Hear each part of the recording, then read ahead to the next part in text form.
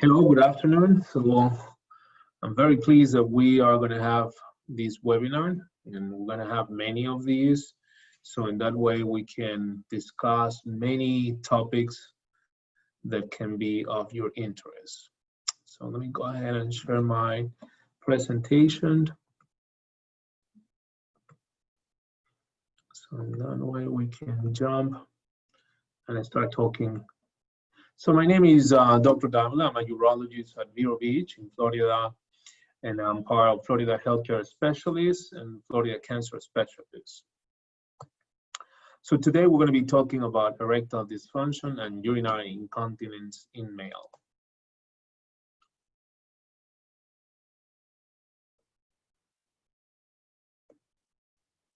So the first question is, what is erectile dysfunction? Is the inability to maintain an erection hard enough to have intercourse.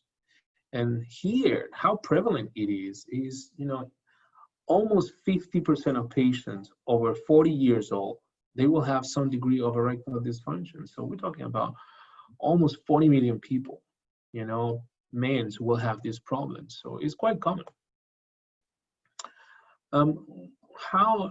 What is the process of an erection? So it's very simple. Is blood flow going to the penis, and you have two cylinders. These cylinders get filled with blood, and then you have an erection.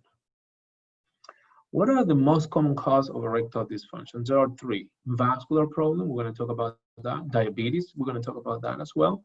But what I want you to look at this is 15% of the time I can fix the problem just by looking at the medications that you're taking. So please, if your family doctor, your cardiologist start you on a medication and then you start having erectile dysfunction, bring that to their attention because there are many other options that they can use. As well, we're going to be talking about other reasons why you get erectile dysfunctions, and these are prostate cancer treatment, as I mentioned, diabetes and heart disease.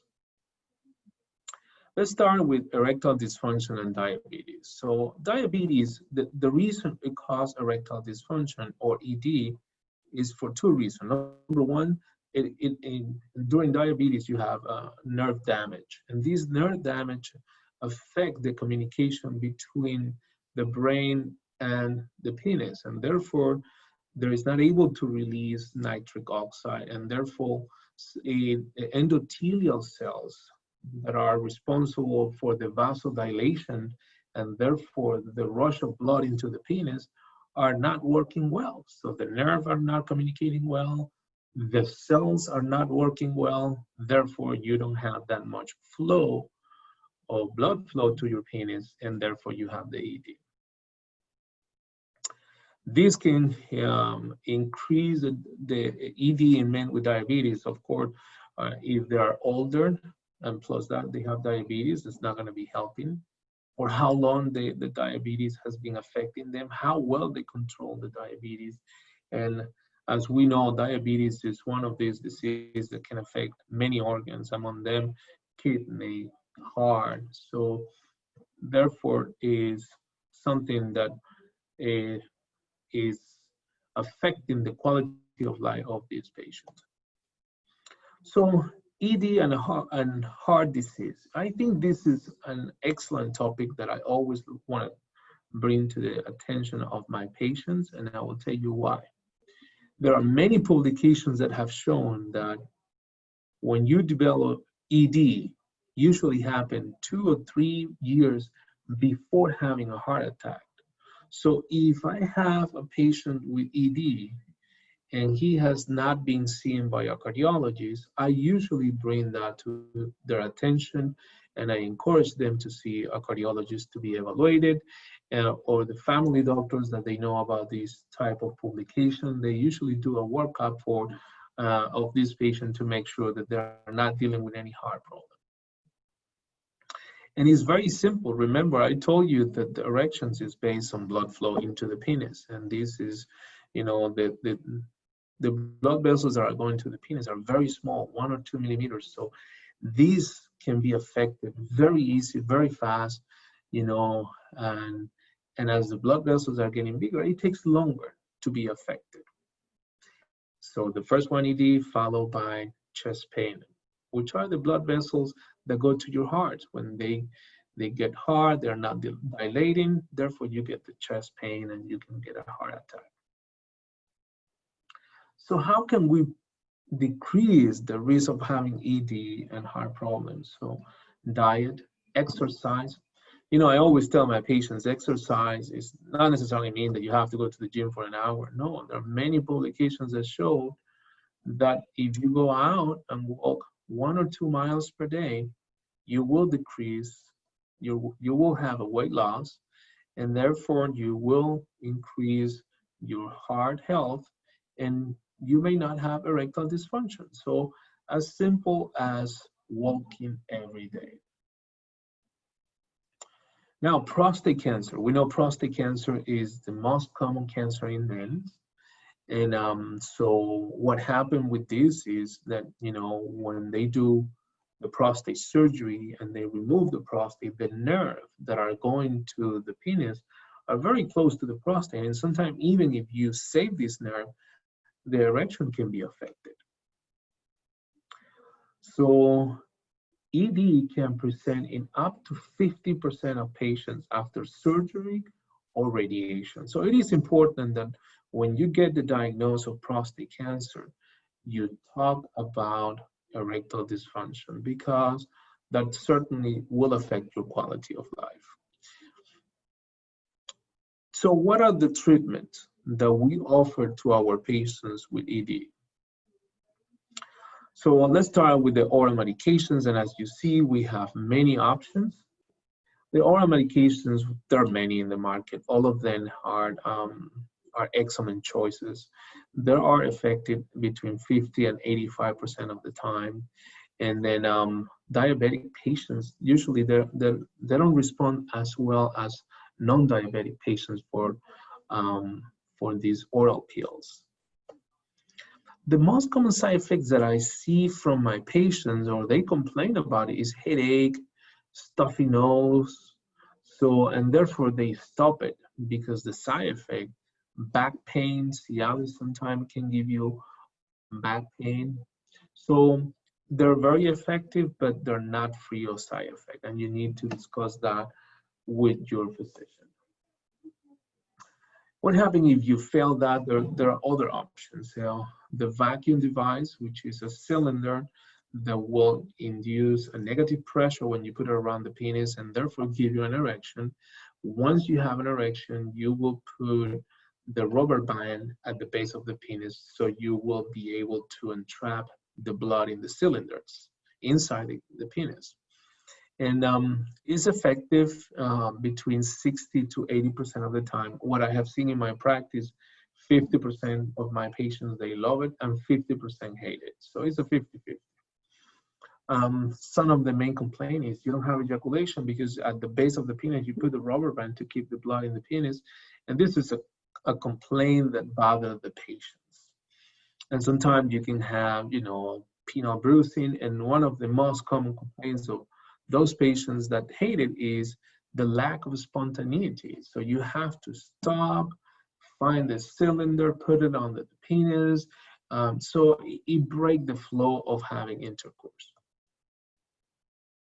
We have a suppository that can be introduced in the urethra at the opening on the head of the penis, and then this will induce an erection, okay?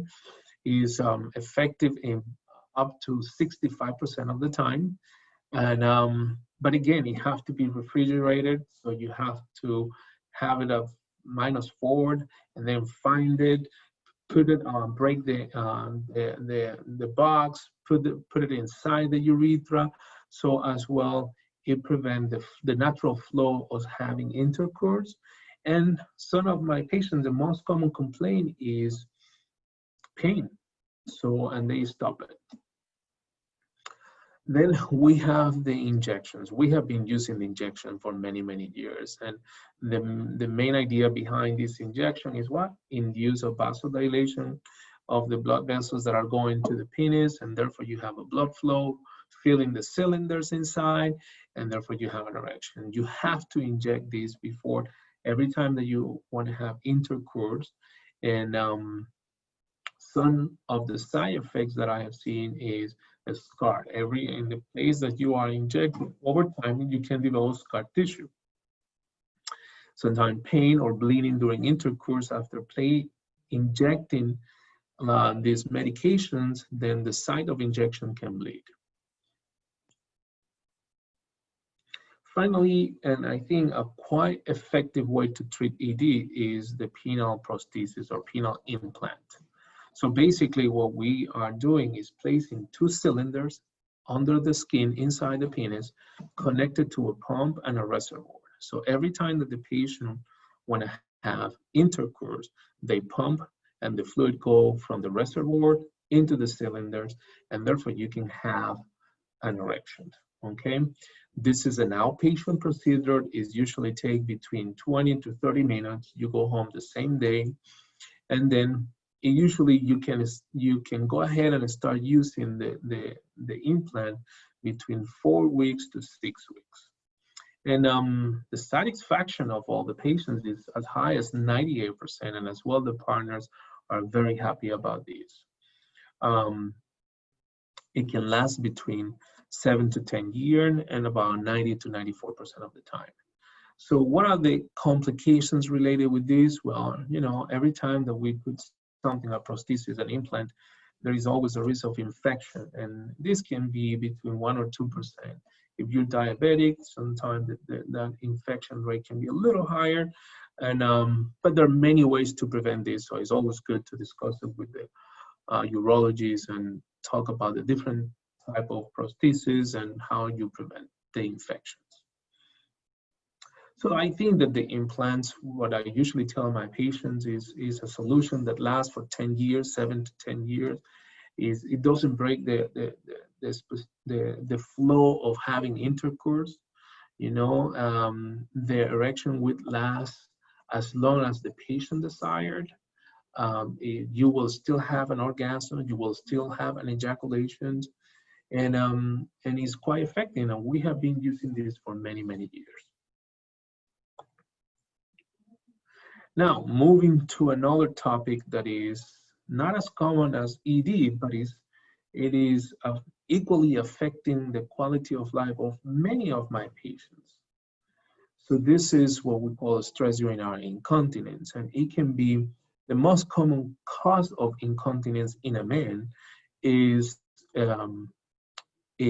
prostate surgery. So after they have a prostatectomy, between 9 to 16% of patients will develop incontinence. So meaning when they cough, sneeze, or laugh, or they're playing golf, tennis, they're leaking. And the prevalence around the world can be as high as 500,000 men complaining of stress urinary incontinence. And the main idea or the main problem that we have in this patient is, you know, the prostate and the sphincter are 2 mechanisms that prevent us to leak.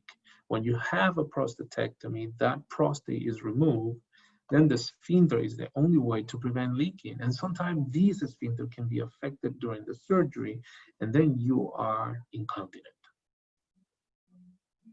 So as I said before, the most common cause of incontinence in men is after prostatectomy, can be up to 16%, but other reasons can give you incontinence: Parkinson's, or a stroke, multiple sclerosis, enlarged prostate. Radiation for prostate cancer can give you incontinence up to 2% of the time. And then, of course, if you have a car accident or a pelvic fracture that can affect the sphincter as well, sometimes can give you incontinence. So what are the treatments that we offer for this group of patients? Well, you know, as we mentioned before, prostate cancer is the most common cause of cancer in men. And then about 70,000 prostatectomies are done per year. And 16% of these, between 10 and 16% of them, will develop incontinence. So usually the way I tell my patients is after prostatectomy, we usually give them what we call the pelvic floor exercise to start building up that sphincter.